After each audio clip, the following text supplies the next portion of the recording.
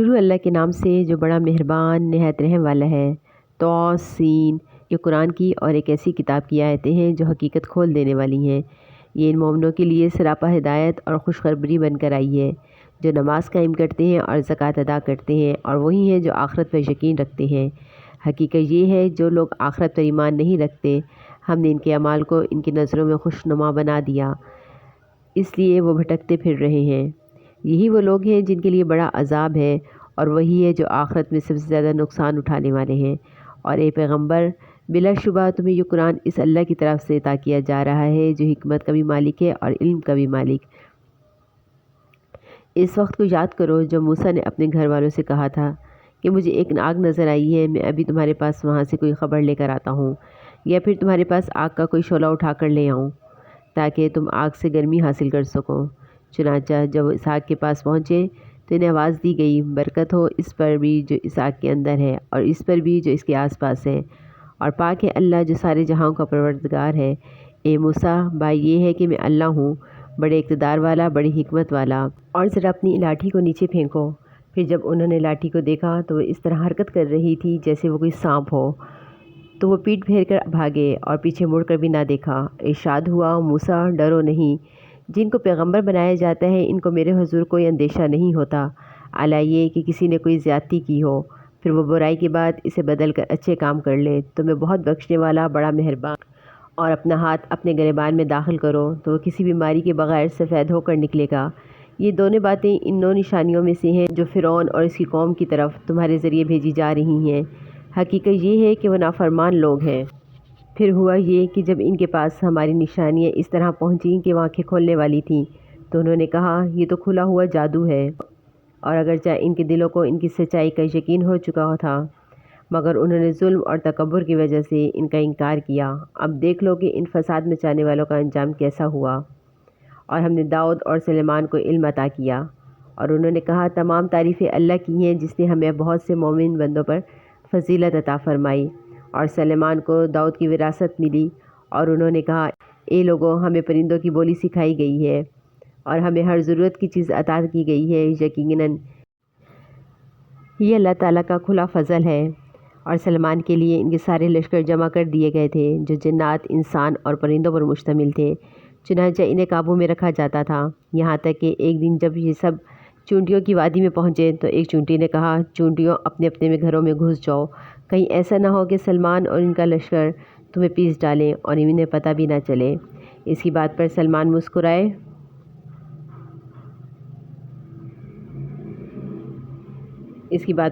مسکرا کر ہنسے اور کہنے لگے میرے پروردگار، مجھے اس بات کا پابند بنا دیجئے کہ میں آپ کی ان نعمتوں کا شکر ادا کروں جو آپ نے مجھے اور میرے والدین کو عطا فرمائی ہیں، اور وہ نیک عمل کروں جو آپ کو پسند ہو، اور اپنی رحمت سے مجھے اپنے نیک بندوں میں شامل فرما لیجئے۔ اور انہوں نے ایک مرتبہ پرندوں کی حاضری کی تو کہا کیا بات ہے، مجھے ہدہد نظر نہیں آ رہا، کیا وہ کہیں غائب ہو گیا ہے؟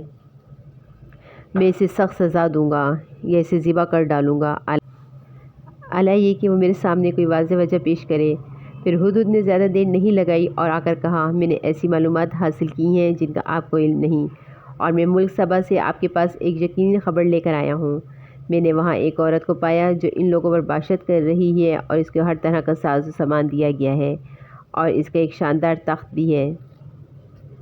میں نے اس عورت اور اس کی قوم کو پایا ہے کہ وہ اللہ کو چھوڑ کر سورج کے آگے سجدہ کرتے ہیں، اور شیطان نے ان کو یہ سجا دیا ہے کہ ان کے اعمال بہت اچھے ہیں، چنانچہ اس نے انہیں راستے سے روک رکھا ہے، اور اس طرح وہ ہدایت سے دور ہے۔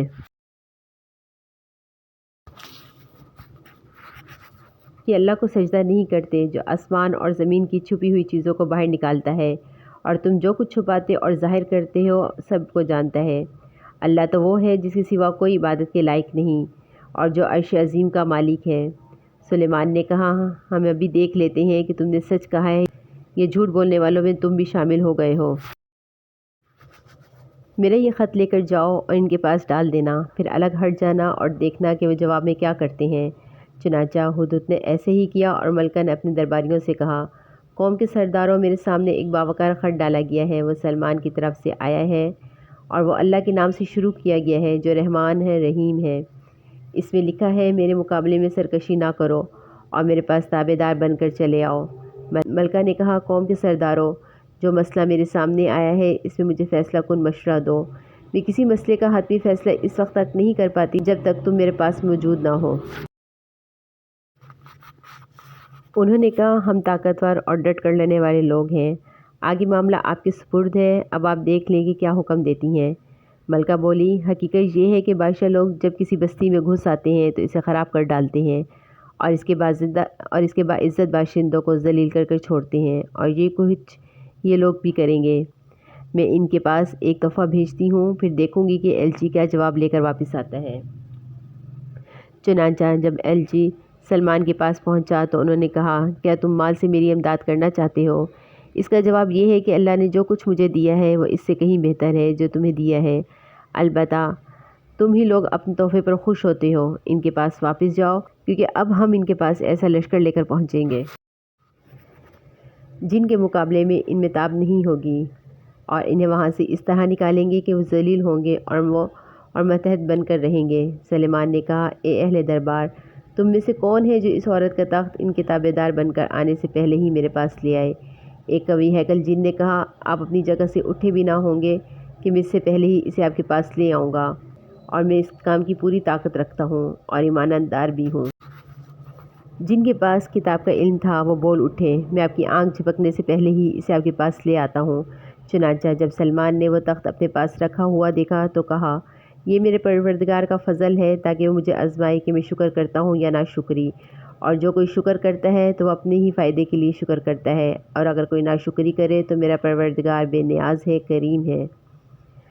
سلیمان نے اپنے خدام سے کہا کہ اس ملکہ کے تخت کو اس کے لیے اجنبی بنا دو، دیکھیں کہ وہ اسے پہچانتی ہے یا وہ ان لوگوں میں سے ہے جو حقیقت تک نہیں پہنچتے۔ غرض جب وہ آئی تو اس سے پوچھا گیا کیا تمہارا تخت ایسا ہی ہے؟ کہنے لگی ایسا لگتا ہے، یہ تو بالکل وہی ہے، ہمیں تو اس سے پہلے ہی آپ کی سچائی کا علم عطا ہو گیا تھا اور ہم سر جھکا چکے تھے، اور اب تک اس کو ایمان لانے سے اس بات نے روک رکھا تھا کہ وہ اللہ کے بجائے دوسروں کی عبادت کرتی تھی، آخر وہ ایک کافر قوم سے تعلق رکھتی تھی۔ اس سے کہا گیا اس محل میں داخل ہو جاؤ۔ اس نے جو دیکھا یہ سمجھی کہ یہ پانی ہے، اس لیے اس نے پائنچے چڑھا کر اپنی پنڈلیاں کھول دیں۔ سلیمان نے کہا یہ تو محل ہے جو شیشوں کی وجہ سے شفاف نظر آ رہا ہے۔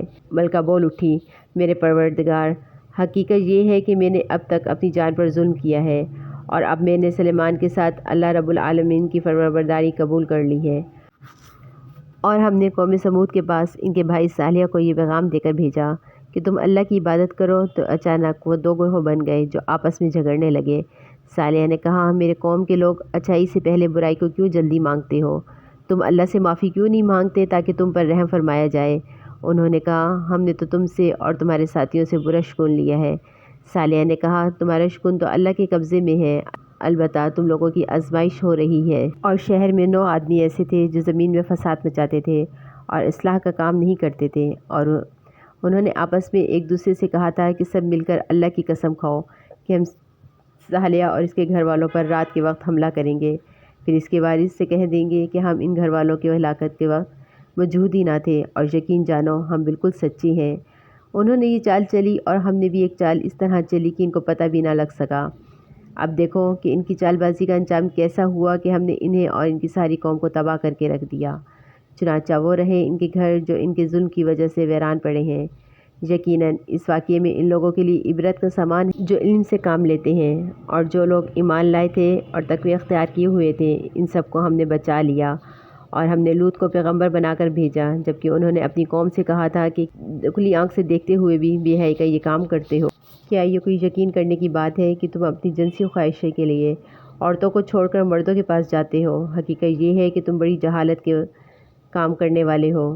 اس پر یہ کہنے کے سوا ان کی قوم کا کوئی جواب نہیں تھا کہ لوط کے گھر والوں کو اپنی بستی سے نکال باہر کرو۔ یہ بڑی باک باز بنتی ہے۔ پھر ہوا یہ کہ ہم نے لوط اور اس کے گھر والوں کو بچا لیا، سوائے اس کی بیوی کے جس کے بارے میں ہم نے یہ طے کر دیا تھا کہ وہ پیچھے رہ جانے والوں میں شامل رہے گی، اور ہم نے ان پر ایک زبردست بارش برسائی۔ چنانچہ بہت بری بارش تھی جو ان لوگوں پر برسی جنہیں پہلے سے خبردار کر دیا گیا تھا۔ اے پیغمبر کہو تمام تعریف اللہ کی ہے، سلام ہو ان کے ان بندوں پر جن کو اس نے منتخب فرمایا۔ بتاؤ کہ اللہ بہتر ہے یا وہ جن کو ان لوگوں نے اللہ کی خدائی میں شریک بنا رکھا ہے؟ بھلا وہ کون ہے جس نے آسمان اور زمین کو پیدا کیا اور تمہارے لیے آسمان سے پانی اتارا، پھر ہم نے اس پانی سے بارونق باغ اگائے۔ تمہارے بس میں نہیں تھا کہ تم ان کے درختوں کو اگا سکتے، کیا پھر بھی تم کہتے ہو کہ اللہ کے سوا کوئی اور خدا ہے؟ نہیں، بلکہ ان لوگوں نے راستے سے منہ موڑ رکھا ہے۔ بھلا وہ کون ہے جس نے زمین کو قرار کی جگہ بنایا اور اس کے بیچ بیچ میں دریا پیدا کیے اور اس کو ٹھہرانے کے لیے پہاڑوں کی میخیں گاڑ دیں اور وہ سمندروں کے درمیان ایک آڑ رکھ دی؟ کیا پھر بھی تم کہتے ہو کہ اللہ کے ساتھ کوئی اور خدا ہے؟ نہیں، بلکہ ان میں سے اکثر لوگ حقیقت سے ناواقف ہیں۔ بھلا وہ کون ہے جب کوئی بے قرار اسے پکارتا ہے تو اس کی دعا قبول کرتا ہے اور تکلیف دور کرتا ہے، اور جو تمہیں زمین کا خلیفہ بناتا ہے؟ کیا پھر بھی تم کہتے ہو کہ اللہ کے سوا کوئی اور خدا ہے؟ نہیں، بلکہ تم بہت کم نصیحت قبول کرتے ہو۔ بھلا وہ کون ہے جو خشکی اور سمندر کے اندھیروں میں تمہیں راستہ دکھاتا ہے، اور جو اپنی رحمت کی بارش سے پہلے ہوائیں بھیجتا ہے جو تمہیں بارش کی خوشخبری دیتے ہیں؟ کیا پھر بھی تم کہتے ہو کہ اللہ کے ساتھ کوئی اور خدا ہے؟ نہیں، بلکہ اللہ اس شرک سے بہت بالا و برتر ہے جس کا ارتکاب یہ لوگ کر رہے ہیں۔ بھلا وہ کون ہے جس نے ساری مخلوق کو پہلی بار پیدا کیا، پھر وہ اس کو دوبارہ پیدا کرے گا، اور جو تمہیں آسمان اور زمین سے رزق فراہم کرتا ہے؟ کیا پھر بھی تم کہتے ہو کہ اللہ کے ساتھ کوئی اور خدا ہے؟ کہو لاؤ اپنی کوئی دلیل اگر تم سچے ہو۔ کہہ دو کہ اللہ کے سوا آسمانوں اور زمین میں کسی کو بھی غیب کا علم نہیں ہے، اور لوگوں کو یہ بھی پتہ نہیں ہے کہ انہیں کب دوبارہ زندہ کیا جائے گا، بلکہ آخرت کے بارے میں ان کافروں کا علم بے بس ہو کر رہ گیا ہے، بلکہ وہ اس کے بارے میں شک میں مبتلا ہیں، بلکہ اس سے اندھے ہو چکے ہیں۔ جن لوگوں نے کفر اپنا لیا ہے وہ کہتے ہیں، کیا جب ہم اور ہمارے باپ دادا مٹی ہو جائیں گے تو کیا اس وقت واقعی ہمیں قبروں سے نکالا جائے گا؟ ہم سے اور ہمارے باپ دادوں سے اس قسم کے وعدے پہلے بھی کیے گئے تھے، لیکن ان کی حقیقت اس کے سوا کچھ نہیں کہ یہ قصے کہانیاں ہیں جو پرانے زمانے کے لوگوں سے نقل ہوتی چلی آ رہی ہیں۔ کہو ذرا زمین میں سفر کر کے دیکھو کہ مجرموں کا انجام کیسا ہوا ہے۔ اے پیغمبر، تم ان لوگوں پر غم نہ کرو اور یہ جس مکاری کا مظاہرہ کر رہے ہیں اس کی وجہ سے گھٹن محسوس نہ کرو۔ یہ تم سے یوں کہتے ہیں کہ یہ وعدہ کب پورا ہوگا؟ اگر تم سچے ہو، کہہ دو کچھ بعید نہیں کہ جس عذاب کی تم جلدی مچا رہے ہو اس کا کچھ حصہ تمہارے پاس بالکل آ لگا ہے، اور حقیقت یہ ہے کہ تمہارا پروردگار لوگوں پر بہت فضل کرنے والا ہے، لیکن ان میں سے اکثر لوگ شکر نہیں کرتے۔ اور یقین رکھو تمہارا پروردگار وہ ساری باتیں بھی جانتا ہے جو ان کے سینے چھپائے ہوئے ہیں، اور وہ باتیں بھی وہ اعلانیہ کرتے ہیں۔ اور آسمان اور زمین کی کوئی پوشیدہ چیز ایسی نہیں ہے جو ایک واضح کتاب میں درج نہ ہو۔ واقعہ یہ ہے کہ یہ قرآن بنو اسرائیل کے سامنے اکثر ان باتوں کی حقیقت واضح کرتا ہے جن میں وہ اختلاف کرتے ہیں۔ یقیناً یہ ایمان لانے والوں کے لیے ہدایت اور رحمت ہے، اور تمہارا پروردگار یقیناً ان کے درمیان اپنے حکم سے فیصلہ کرے گا، اور وہ بڑا اقتدار والا، بڑا علم والا ہے۔ لہٰذا اے پیغمبر، تم اللہ پر بھروسہ رکھو، یقیناً تم کھلے کھلے حق پر ہو۔ یاد رکھو کہ تم مردوں کو اپنی بات نہیں سنا سکتے، اور نہ تم بہروں کو اپنی پکار سنا سکتے ہو جب وہ پیٹھ پھیر کر چل کھڑے ہوں، اور نہ تم اندھوں کو ان کی گمراہی سے بچا کر راستے پر لا سکتے ہو۔ تم تو انہی لوگوں کو اپنی بات سنا سکتے ہو جو ہماری آیتوں پہ ایمان لائے، پھر وہی لوگ فرما بردار ہوں گے۔ اور جب ہماری بات پوری ہونے کا وقت ان لوگوں پر آ پہنچے گا، ان سے ایک جانور نکالیں گے جو ان سے بات کرے گا۔ لوگ ہماری آیتوں پر یقین نہیں رکھتے تھے، اور اس دن کو نہ بھولو جب ہم ہر امت میں سے ان لوگوں کی پوری پوری فوج کو گھیر لائیں گے جو ہماری آیتوں کو جھٹلایا کرتے تھے، پھر ان کی جماعت بندی کی جائے گی، یہاں تک کہ جب سب آ جائیں گے تو اللہ کہے گا، کیا تم نے میری آیتوں کو پوری طرح سمجھے بغیر ہی جھٹلا دیا تھا؟ یہ کیا کرتے رہتے تھے؟ اور انہوں نے جو ظلم کیا تھا اس کی وجہ سے ان پر عذاب کی بات پوری ہو جائے گی، چنانچہ وہ کچھ بول نہیں سکیں گے۔ کیا انہوں نے دیکھا نہیں ہے کہ ہم نے رات اس لیے بنائی ہے کہ وہ اس میں سکون حاصل کریں، اس طرح بنایا ہے کہ اس میں چیزیں دکھائی دیں؟ یقیناً اس میں ان لوگوں کے لیے بڑی نشانیاں ہیں جو ایمان لائے ہیں۔ اور جس دن سور پھونکا جائے گا تو آسمان اور زمین کے سب رہنے والے گھبرا اٹھیں گے، سوائے ان کے جنہیں اللہ چاہے گا، اور سب اس کے پاس جھکے ہوئے حاضر ہوں گے۔ تم آج پہاڑوں کو دیکھتے ہو تو سمجھتے ہو کہ یہ اپنی جگہ جمے ہوئے ہیں، حالانکہ اس وقت وہ اس طرح پھر رہے ہوں گے جیسے بادل پھرتے ہیں۔ یہ سب اللہ کی کاریگری ہے جس نے ہر چیز کو مستحکم طریقے سے بنایا ہے۔ یقیناً اسے پوری خبر ہے کہ تم کیا کرتے ہو۔ جو کوئی نیکی لے کر آئے گا تو اسے اس سے بہتر ملے گا، اور ایسے لوگ اس دن ہر قسم کی گھبراہٹ سے محفوظ ہوں گے، اور جو کوئی برائی لے کر آئے گا تو ایسے لوگوں کو منہ کے بل آگ میں ڈال دیا جائے گا۔ تمہیں کسی اور بات کی نہیں انہی اعمال کی سزا دی جائے گی جو تم کیا کرتے تھے۔ اے پیغمبر ان سے کہہ دو مجھے تو یہی حکم ملا ہے کہ میں اس شہر کے رب کی عبادت کروں جس نے اس شہر کو حرمت بخشی ہے اور ہر چیز کا مالک وہی ہے، اور مجھے یہ حکم ملا ہے کہ میں فرمانبرداروں میں شامل رہوں اور یہ کہ میں قرآن کی تلاوت کروں۔ اب جو شخص ہدایت کے راستے پر آئے وہ اپنے فائدے کے لیے راستے پر آئے گا، اور جو گمراہی اختیار کرے گا تو کہہ دینا میں تو بس ان لوگوں میں سے ہوں جو خبردار کرتے ہیں، اور کہہ دو کہ تمام تعریفیں اللہ کی ہیں، وہ تمہیں اپنی نشانیاں دکھائے گا، پھر تم انہیں پہچان بھی لوگے اور تمہارا پروردگار تمہارے کاموں سے بے خبر نہیں۔